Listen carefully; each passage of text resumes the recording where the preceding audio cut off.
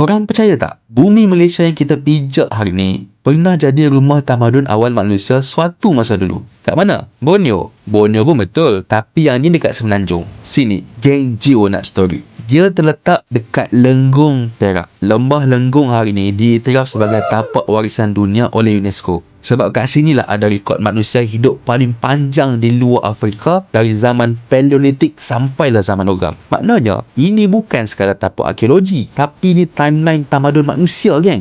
Semuanya bermula dengan geologi. Sekitar 1.83 juta tahun dulu, kawasan ini kena hentam meteor kat Bukit Bunuh. Dan ahli arkeologi jumpa alat batu buatan manusia. Bukti manusia dah wujud sebelum hentam meteor tu lagi. Dan masa tu, kajian mengatakan bahawa ini bukan manusia nomad biasa tapi manusia yang ada teknologi.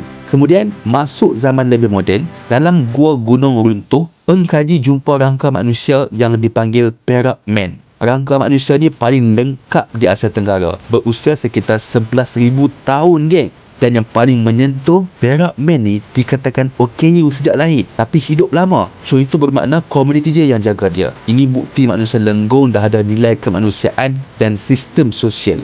So geng, Lenggong ni bukan setakat warisan Malaysia, tapi ianya bukti perjalanan manusia sejak hampir 2 juta tahun dulu, sejak sebelum meteor hentam bumi Lenggong lagi.